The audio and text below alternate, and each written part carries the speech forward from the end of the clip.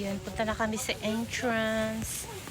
Kasi yung sasakyan, padating na. Para pagdating, go. Next Fergata, of Ladders Hut. Happy double ka-check. Of Ladder. Andito na kami sa hain kita. Hagiwan, awan eh? Cruising going to Hagiwan. Agi, anay, may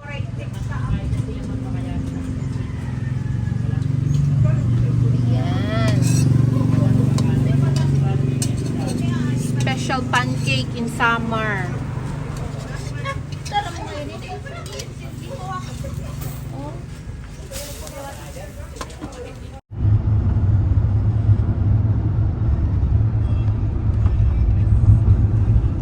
Andito na kami sa Sulangan Church.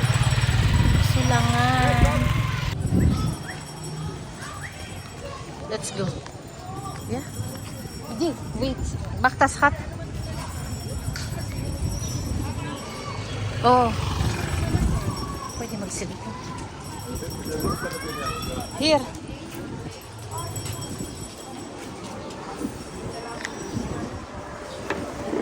Adi man, mga stool.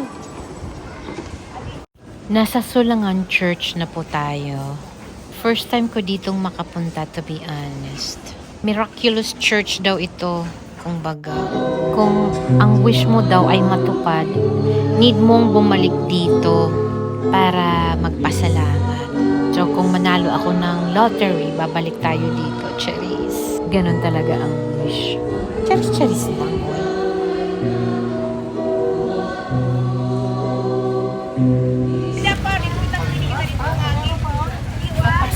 Mapasok. Ma, binabeter o main loop ng raso. Yeah. Oh, papunta na kami sa sakit. Hindi mo na tao. Hindi mo na alam, mawawalan ka namin, ma.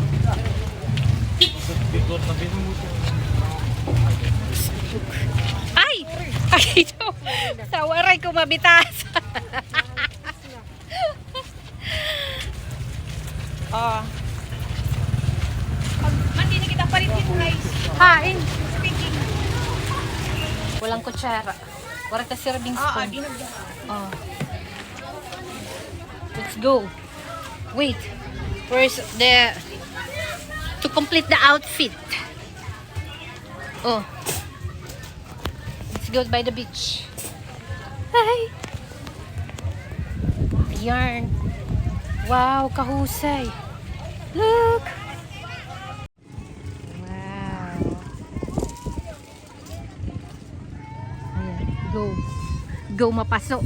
Ha, sobrang init, grabe.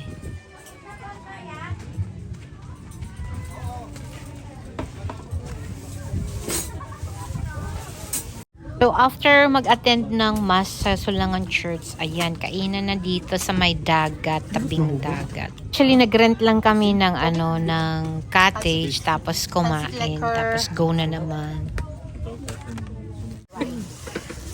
Wow! Shout out, Madam Rubita Budlong for the Suman Latik. It's 2 days old now. Paras plate. Here. Paras plate. You. Oh, B. B. Saan pera maray sa yung palit? 15. Ano? 20. Oh, this one is also nice. Plastic is not heavy. Oh, then better this one, ha? Than the native one. Uy, waray na pinggan hiko. At ito ng paper. Iha may foot baso. Hindi kami naligo ng dagat kasi wala kaming damit, so nagtampisaw lang. Ang ganda dito ng dagat nila. Kaya magtampisaw na tayo para matanggal yung mga kagid. Kagid talaga, yung mga waray lang makakaintindi niyan.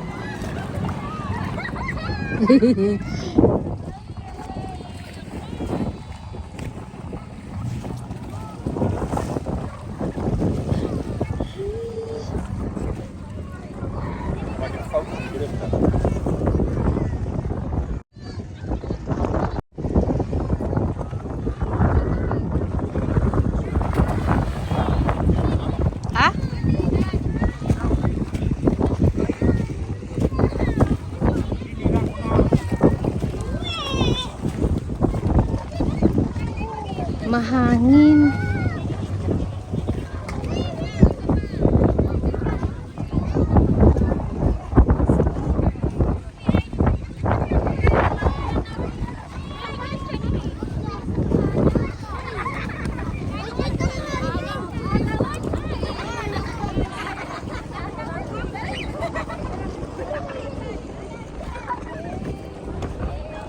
The water is moist.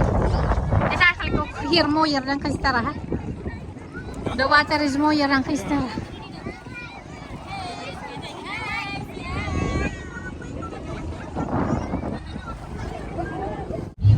Ayan, uwian na from Solongan going back to Tacloban. Mga 3 hours drive going to Tacloban. Nag-stop muna kami dito sa We are in Balinghaga Balinghaga Bells yeah. kasi Bells Church. may gustong maggamit ng restroom, Papatrong may ganyan. naiihi. In fairness, okay na yung daan papuntang o dito sa sa Samar. Mga pagoda na, kaya wala na kayong maririnig na mga nagmamarites. Yung mga bagets, mga tulog, pati na din yung lagets. Yung driver pala namin ay si Konsihal Larry Arota. Bongga ha, konsihal ng Santa Fe. So while nanonood kayo dito, bilangan nyo na muna ilang punong nyug ang ating dadaanan. Madami-dami yan ha. Wala na talaga kayong maririnig na nagsasalita.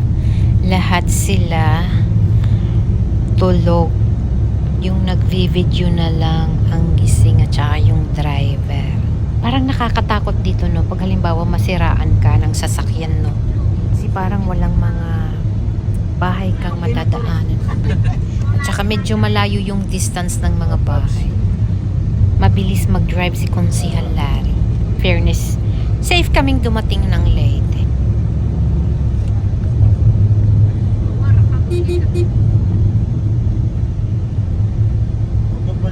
So ayan, ilang na yung nabilang yung mga puno ng niyog.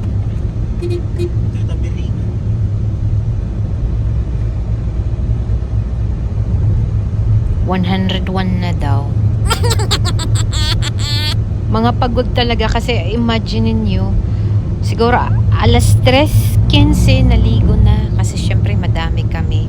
Actually medyo napalpak yung trip na yan pero nasulbaran naman kasi yung in-order naming food sa Angel's Food Catering na ang sabi ko alas 4 ng madaling araw kukunin yung food package pero ang nangyari ang nilista nila na oras ay alas 4 ng hapon.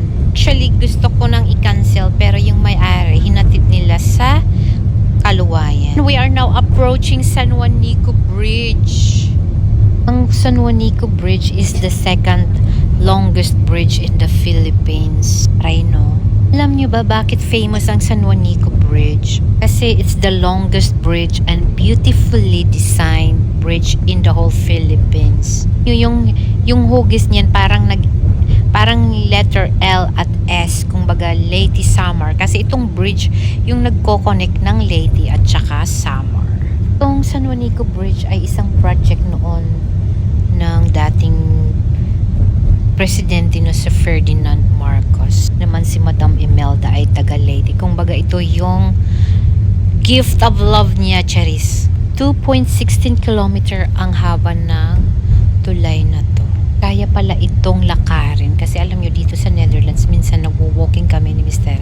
ng 7 kilometers, Charis. Nagsigway talaga ang madam niyo. Ito yung part na pinakagusto ko, yung pataas ka na. Ayan.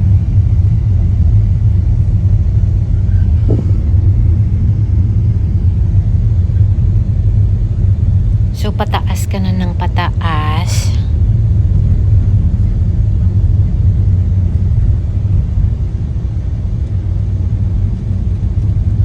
At syempre mag-stop kami sa pinakatuktok, Cheris, para makapagpa-picture naman si Mr. Winter. Kasi pala first time pala niyang makapunta dito, kaya need niya ng din siya na nakapunta na siya dito sa San Juanico Bridge. So ayan, malapit na nga tayo sa tuktok ng bridge na ito.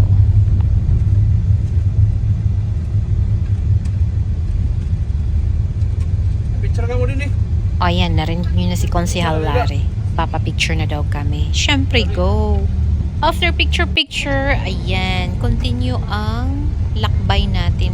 Papunta na ng Tacloban. From our Kaluwayan trip sa Marabot, we were there for 3 days. So, nagpasulangan kami. Now, we are on our way to Tacloban sa Summit Hotel. Then, yung pababa naman yung ating pag-drive. Ayan, so medyo malapit-lapit na tayo. Oh. Imagine no, kung yung bridge na ito biglang masira. No? Oh. Yung hindi marunong maglangoy, good luck. Ba't ganun ang biglang naisip, nakakalokan? So yan, we are almost approaching Tacloban City.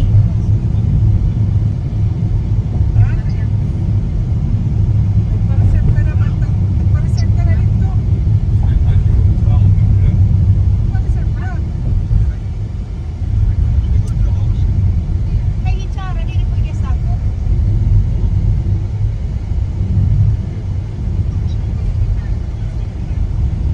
Welcome to Tacloban.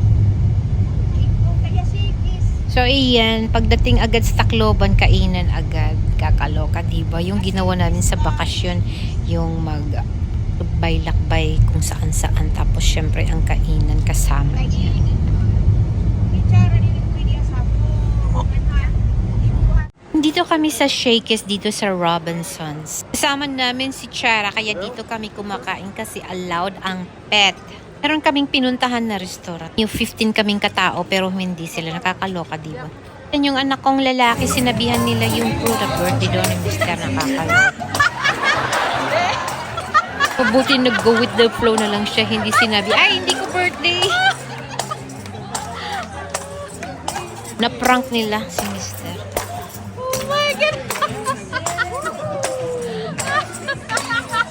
Si Mr. naman, ay feel na niya na birthday niya. Nakakaloka. Game talaga si Mr. niya.